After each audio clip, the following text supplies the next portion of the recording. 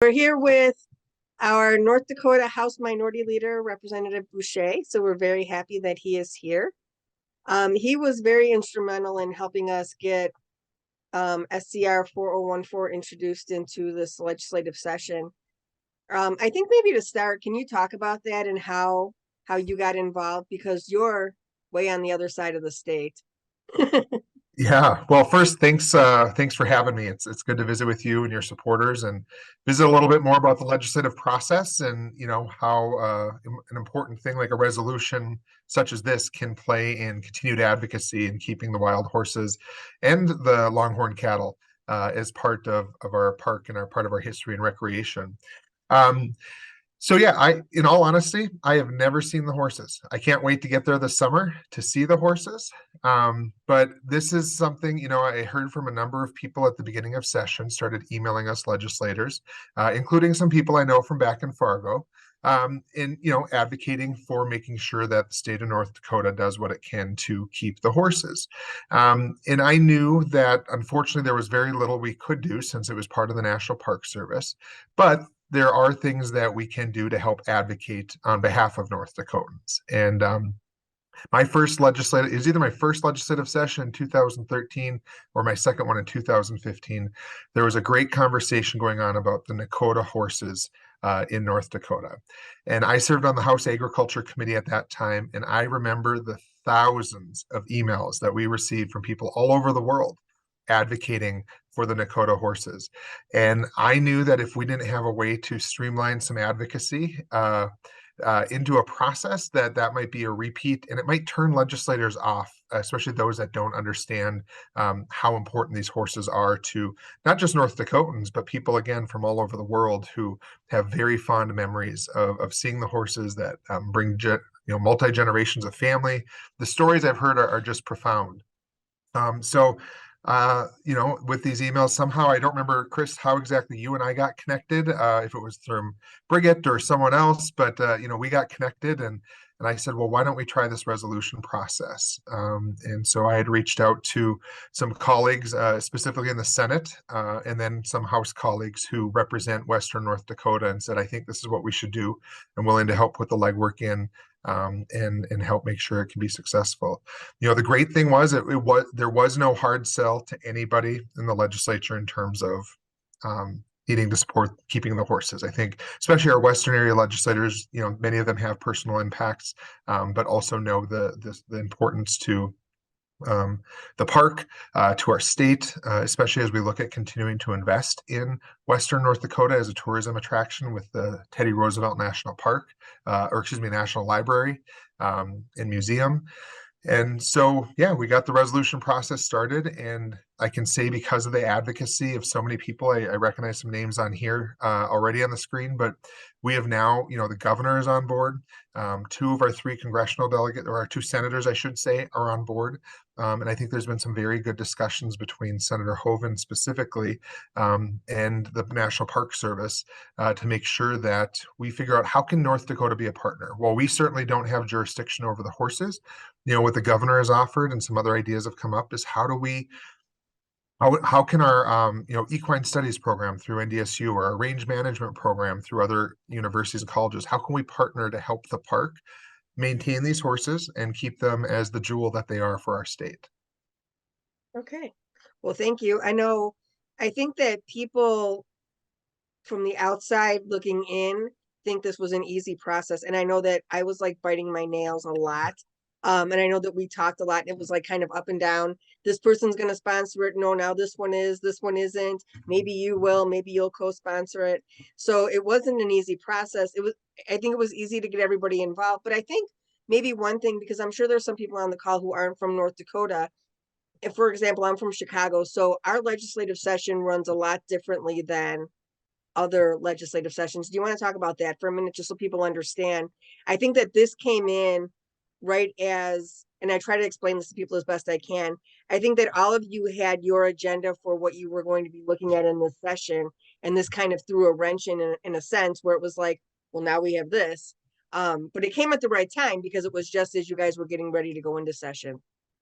Yeah, no, great point. So in North Dakota, our legislature, we are part-time legislators. So our Constitution allows us to only meet 80 days every 2 years, and we choose to do that in the first part of our biennium. So we meet basically January 1st till the end of April every other year.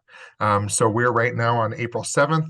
We're about 3 or 4 weeks out from wrapping up our session, but then we go home and live our lives. I'm a real estate agent and a broker. There's other people that are teachers and nurses and lawyers and raising families and running farms and small businesses. And so the lawmaking, the policy making side of it is really only 80 days.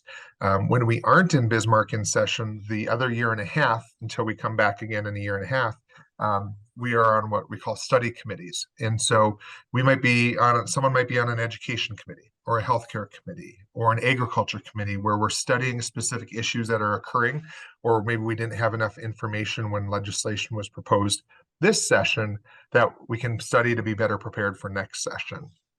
And so yeah, so it's a unique process. And as you said, Chris, the advocacy started right as we were kicking off session. And I think one of the things I might have said to you and other advocates is like, just give us a couple weeks. The resolutions aren't due until 2 or 3 weeks after all our Right. bills are due. So let us get through our bill introduction, and then we can focus on the resolution. And like you said, it kind of became a ping pong because the other thing is, and you used the word, threw a wrench in it. And I don't think it threw a wrench in anything. I think it just raised everyone's ears. And because of Right. the advocacy, people were like, whoa, this is important. We have to figure it out. So we figured it out. And that meant, at one point I was leading it and then I wasn't. And then I was handing it off to a Western area legislator. Well, when a bill is introduced in the Senate versus in the House, it limits the number of co-sponsors you can have. So in the last minute, Senator Beckedahl from Williston was going to take the lead, which meant they could only have 6 co-sponsors versus 12 in the House. So it was a lot of finagling. But the great thing is again, there was support and people were Right. trying to figure out how to make it work. So can you tell us what's going on with the resolution now because it's back to committee? So can you explain that process a little bit and what we can look forward to, or when we can Sure. see the end of this resolution? Yeah, well, the end is very close. So the resolution was introduced, and it was introduced in the Senate, and then it went through a committee hearing in which many of you advocates were able to submit testimony, and some of you spoke in person or virtually. Then it went to the Senate floor, and the Senate supported it. And in North Dakota, every bill gets a vote. So we have over 900 bills, I think it was, that were introduced this year. So we have 900 pieces of legislation to get through in 80 days. So this was one of those 900. So it passed the Senate committee. I think it was the Energy and Natural Resources Committee. Then it went to the Senate floor and passed there. And since it passed the Senate, came over to the House at the end of February, and then started that process all over again in the House. So then it went to the House Agriculture Committee, I believe, and was heard there. So again, people were able to testify and submit their support. And I have to make note, I haven't gone back to count the number of testimony, but I do believe it was said on the record that this likely was the piece of legislation we were reviewing with the most amount of testimony. Again, people were really active in advocating. But the House amended it. The House Agriculture Committee made an amendment. And what was important to Senator Beckedahl, what got his ears perked, he's the prime sponsor out of Williston. So he's closer to the North Unit. And there's the Longhorn steers there. And so one of the reasons when I went and met with him when I was going to introduce my version of the bill and just wanted to compare notes with him, he said, well, mine has the steers in it, and I need to make sure that we keep the steers in. And I said, okay, well, I haven't heard anything about the steers, but you know your community better than I do. So let's go with yours instead of having 2 resolutions in both chambers. And so what happened was on the House side, there was some advocacy from some folks to remove the word livestock. And I don't know if I don't recall correctly because I didn't actually watch the testimony, but if the concern was of having livestock grazing, but the intention with that was making sure that we keep the longhorns that were there originally there, and we help maintain them as part of the park. So then the House Agriculture Committee passed that version, the full House passed it. And so now we had 2 different versions, the Senate version and the House version. And what happens then is that since it started as a Senate bill, the Senate could have said, yep, we're fine with that change. But the senators, most of whom were Western area senators, said, we need to make sure we keep livestock as part of that advocacy. And so they went into what's called a conference committee, and they actually met yesterday. And so that conference committee has 3 senators and 3 representatives that go together and talk about the different versions. The committee meeting, I think, took less than 10 minutes.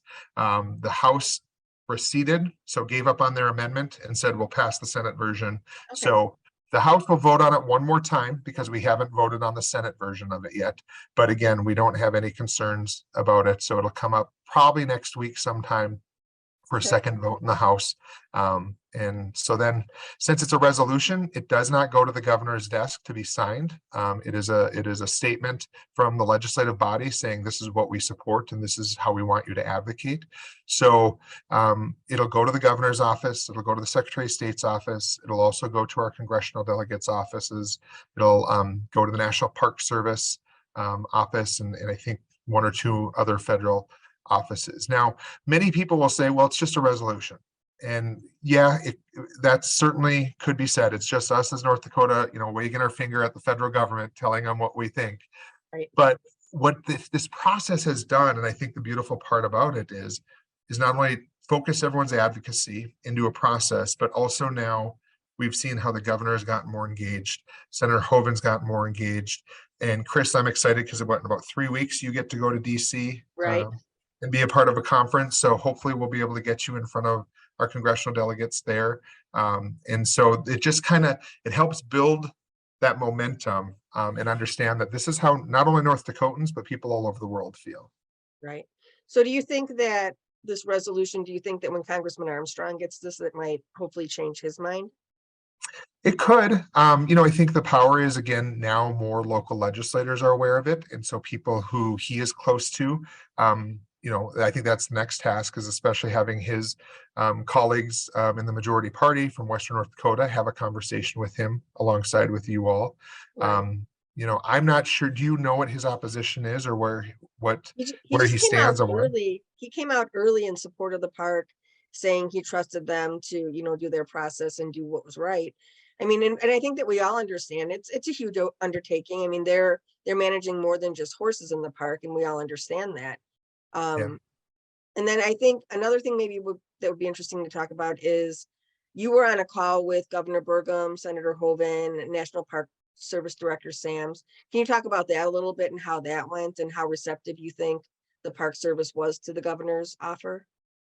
Yeah, yeah. So, gosh, that was probably late February, maybe early March. I don't even remember when it was, but the governor's office hosted a call with the National Park Service in partnership with Senator Hoven. And so the legislative leaders, the 4 caucus leaders, including myself, were invited to be there. The Attorney General from North Dakota, Drew Wrigley, was participating. He's certainly supportive of this advocacy. And so it was a good conversation because the Park Service, it was the National Director of Park Service. And if I recall correctly, he has a tie to North Dakota from, I think, the Newtown area. Oh, okay. He has a family lineage of some sort. And then this park superintendent was there as well. And so, had a good, frank conversation about the process and about why this is important to North Dakota. Everyone was able to go around the table and talk about their experiences with the horses and what they're hearing from people.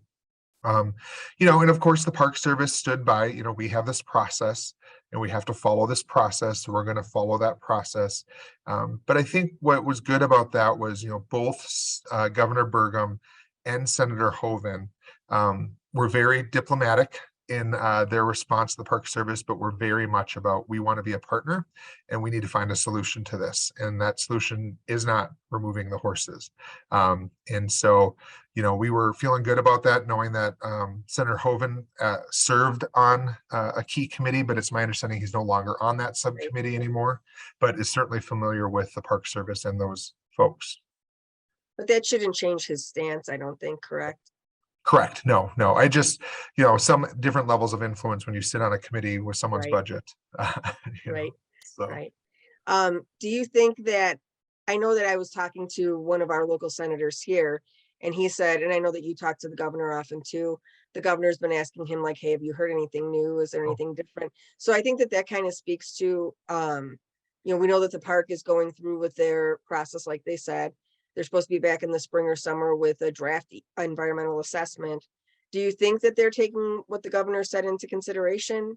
It seems like, I guess a lot of us are concerned that they're moving forward and not like stopping to maybe meet with the governor to say, okay, so what are these resources you're talking about that you're offering? How can we incorporate that into our plan? Or do you think that that's something like, is it concerning, I guess? yeah, no, I think those are legitimate concerns. I'll be honest, when the governor and I have talked in the last couple of weeks, this hasn't been a part of our conversation. We've been talking a lot about budget issues and some of the other bills, but I do know it's a priority for him and his team. And so I think part of the mentality is we know that they're going to go, they're a bureaucracy, the National Park Service, right? And they have their process, and especially they are very, I've learned, policy driven Right. agency. And so they're going to follow their processes. So I'm hopeful that as we wrap up the session, and we know that we have kind of a window of time specifically in May, where we'll be done in session. And, as I understand, this first report isn't going to be till, is it June? Am I correct? June, July, They were saying like spring or summer now. That was the spring last or that they, summer? right? Okay, that will give some time for the governor and his team to focus a little bit more on it, and do what we can, because you're exactly right. He was offering all kinds of resources. The Parks and Rec department, again, the range management programs at our different universities. If it is veterinary support an issue, how do we work with our state vet and how can we provide a Right. support? We want to, and again, the governor's one of his jewels is that presidential library and museum. And we know that both the horses bring their own audience, the museum's going to bring its own audience, and how can we make sure people have multiple great experiences when they visit Western North Dakota? Right. Right. Can you talk a little bit about this? Came up in a call that we had with somebody else last week when we were talking about advocacy. I think that part of when our followers, some of our followers were telling me that they were talking to you and that's how we ended up connecting. But they had actually said that you were seeing letters to the editor, because I know in the height of all this, there wasn't a day that you picked up the newspaper in North Dakota and there was not at least one letter to the editor. But just from an advocacy standpoint, how important is that to continue, or even advocating for anything that it got your attention? Like, do you think that that's a good avenue for advocacy? I do. Readership of newspapers, I think, has gone down, but there's also the online opportunity, and people Right. can share with their networks. So I do think it's important, especially to stay front and center in people's minds. We in the legislature said we have about 900 bills, and there's a lot more things that get ink or headlines than others. The horses certainly have gotten their headlines, but it's been fairly quiet recently, right? So, and I think a lot of that's, again, because the general consensus is we all support the horses, or support keeping the horses in the park. So I think those reminders, in doing that coordinated, making sure you're reaching different audiences is important. Yeah. And I guess, can you clarify that too, I guess, now that you brought it up? Because I think that part of why things are quiet, I think that there's a misinterpretation that this resolution has saved the horses. Hmm. Good point. Yeah, no, the resolution really is just a statement from the legislative body saying we support the horses and support the people who are advocating for the horses. So the work still needs to continue. It doesn't mean that the state of North Dakota is able, we're going to show up with the National Guard and we're going to surround and protect these horses. But Ridley's gonna do something, right? He's going to right, arrest the superintendent if she tries to take the horses out.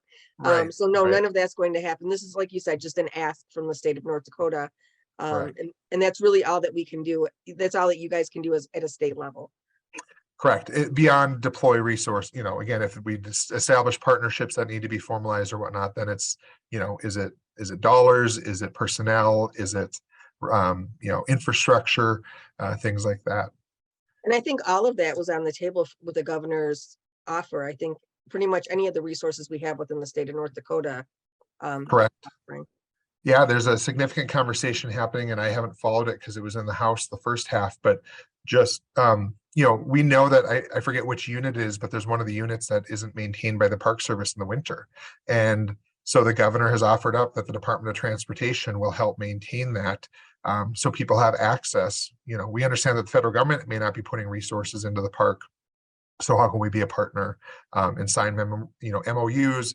If it's, our plow truck drivers and our people, we'll cover that cost if need be. But again, it's about making sure people have access. I think that was something I spoke with Senator Rummel about.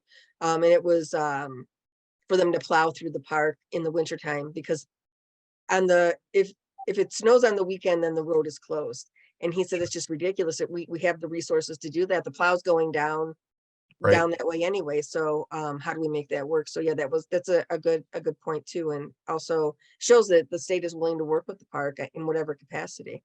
Yeah. Do you have any other advice for us as advocates on what we need to do or should do or do that we're not doing? Yeah, no, I think, use the resolution as a tool. When you write your letters to the editor, or whenever you talk to other people, you can say, and I don't remember if it's unanimous yet, or we can get the vote counts for you, but that the vast super majority of the legislature, at least, if not us unanimously, support keeping these horses. And so, so then what is the next step? And, I think we'll see what this report says. I assume, again, knowing that they're a bureaucratic organization and they're doing what they see their job to be and doing. I don't know if the report's going to look favorable to us, but if nothing else, again, we have this resolution. Legislators are informed of what's happening. If I were to put my politician hat on and it's Friday of Good Friday and I'm going home to my family, so I should take that off pretty soon. But the other thing is we don't like the federal government telling us what to do in North Dakota. Right. And so that might be another thing that can be stoked to help people understand that we're, again, willing to be a partner. And, if the federal government doesn't have the resources, and we understand that there is a population of feral horses throughout the United States in different parks, but, our handful of horses compared to what we see, especially as I understand on the Southwest, how can the federal government put their resources to work where there's actually an issue? Right. And let us be a partner to manage the herd appropriately so that we don't make it an issue.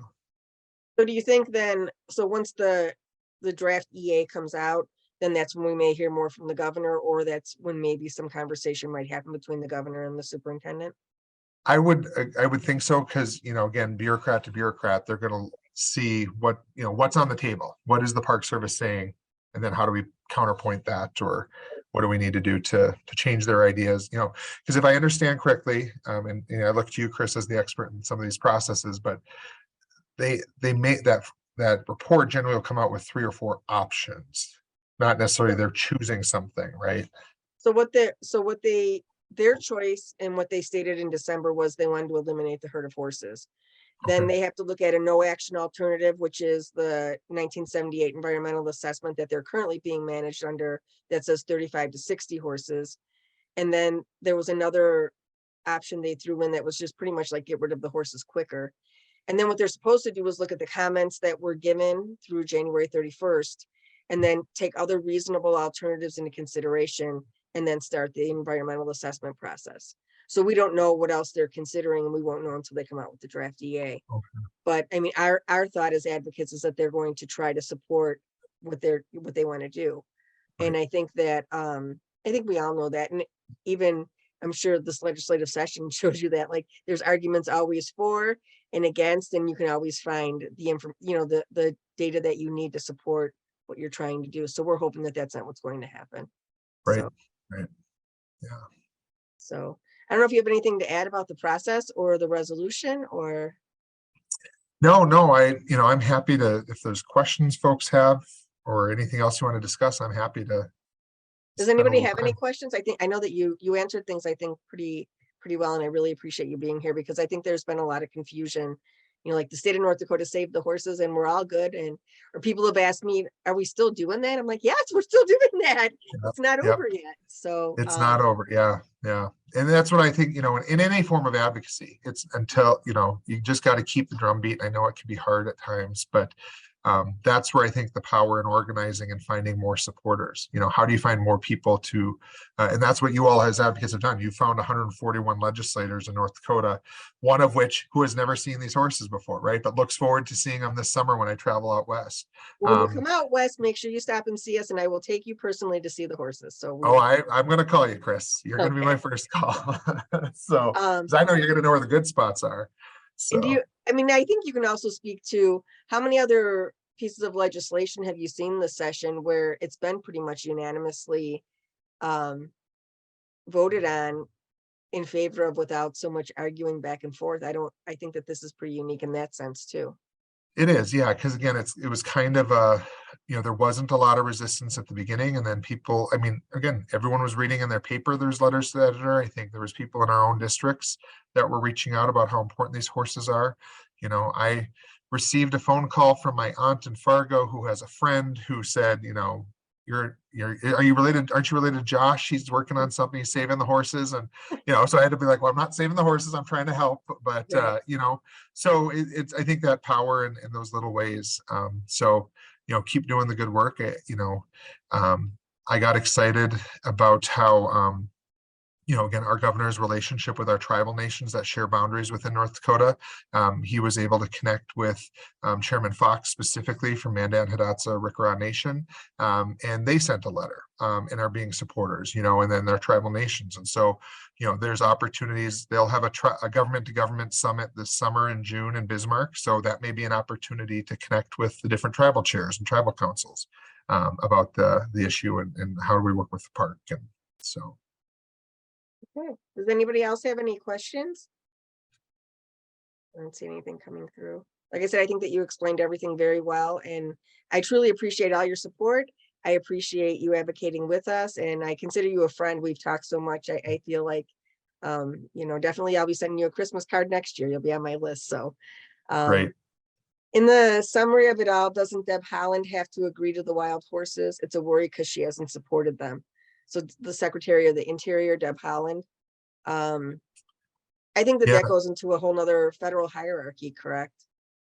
I believe so. Yeah. So I don't know where she fall, what autonomy the park director and the superintendent have in that process. But I think that's a good question, especially when you're thinking of federal partners, when you advocate to specifically Senator Hoeven and our congressional delegation of what pressure are they willing to put on, their federal agencies that they have oversight over. So. And again, if our tribal nations are willing to speak, and I know they have a strong relationship with Secretary Holland, is that an opportunity? Right. Kind of you hit kind of from several different sides and interest groups, continuing that organizing and that advocacy. I'm gonna write that down because there are, we've been speaking with one of the tribes also too, so that's a good point to bring up with them, and maybe that's something that they can do if they haven't already. Right. So, yes. Does anybody else have any questions? No.